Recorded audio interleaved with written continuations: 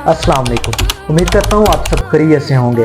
अगर आप में से कोई इस चैनल पर नया है तो प्लीज़ सब्सक्राइब लाजमी कीजिएगा। आज मैं आपके लिए बहुत ही खूबसूरत वाक़या लेकर आया हूँ। इंशाअल्लाह समाअत कीजिए, आपको अच्छा लगेगा।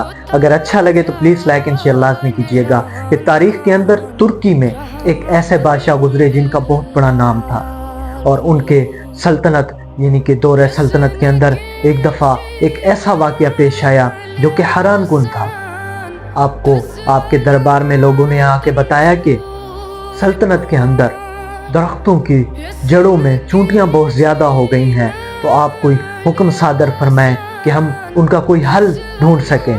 तो सुल्तान मोहतरम ने इसका हल ढूंढने के लिए तमाम माहिरीन को, जो कि बड़े बड़े सल्तनत के माहिरीन थे, डॉक्टर हज़रात थे, तबीब थे, उनको बुलाया कि ऐसा क्या किया जाए कि ये दरख्तों के अंदर से ये जो चूंटियां जड़ों के अंदर फैल गई हैं इनको ख़त्म किया जा सके। तो उन माहिरीन ने कुछ चंद तेल बताए, उनके छिड़कने से उनकी यानी कि दरख्तों की जड़ों के अंदर छिड़क दें तो ये चूंटियां वहाँ से खुद ब खुद ही ख़त्म हो जाएंगी। तो सुल्तान हमेशा उनका ये मामूर था कि जो भी फैसला करते तो इस्लाम के मुताबिक करते, यानी कि उलमाए कराम की राय के मुताबिक करते। जैसे उलमाए कराम फतवा देते वैसे ही आप वो हुक्म उस तरह का सादर फरमाते। तो इसी तरह मामूर के मुताबिक आपने भी फैसला किया। उन महरीन ने बताया कि चूंटियों का कत्ल कर दिया जाए, यानी कि उस तेल के छिड़कने से चूंटियां खुद ब खुद मर जाएंगी। लेकिन बादशाह को ये अच्छा ना लगा। आपने मामूर के मुताबिक, जो कि सल्तनत के बहुत बड़े मुफ्ती थे, जिनका जो शेखुल इस्लाम के नाम से मशहूर थे, उनके घर खुद तशरीफ़ ले गए। वहाँ आप तशरीफ़ लेकर जाते हैं जब, तो वहाँ पर आपने मुफ्ती को, यानी कि वो जो शेखुल इस्लाम मुफ्ती थे, उनको ना पाया। उनका नाम अबू सऊद था। वो घर पर मौजूद नहीं थे, लेकिन आप शहर व शरी करते थे। तो आपने वहाँ पर उनके लिए रुका लिख कर रखा। उसमें रुके में ये था कि ए शेख, मुझे ये बताएं कि अगर दरख्तों की जड़ों में चूंटियाँ ज़्यादा हो जाएं तो उनका कत्ल करना कोई ज़रर तो नहीं, इसमें कोई हर्ज तो नहीं। अगर हम उसका कत्ल कर दें, यानी कि अद्वियात के ज़रिए या तेल के ज़रिए, जिसके ज़रिए उनको ख़त्म कर दें, तो इसमें कोई ज़रर तो नहीं। तो जब शेखुल इस्लाम अबू सऊद साहब वापस घर तशरीफ़ लेकर आते हैं तो उन्होंने बादशाह सलामत का, सुल्तान का ये रुक्का देखा।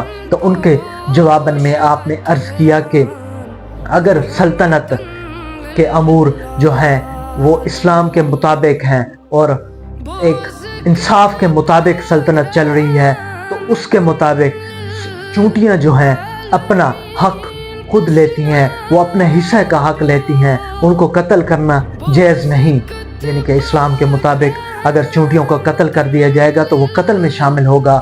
उनका ना हक, यानी कि हक उनका मारा जाएगा। इसलिए बादशाह को कहा गया कि इनका कत्ल करना जायज़ नहीं। तो बादशाह ने वैसे ही किया, और उसके बाद आपने ऐलान किया कि चूंटियों को कुछ ना कहा जाए। और उसके बाद जब आपने ये ऐलान किया तो चूंटियाँ खुद ब खुद ही ख़त्म हो गई जड़ों में से।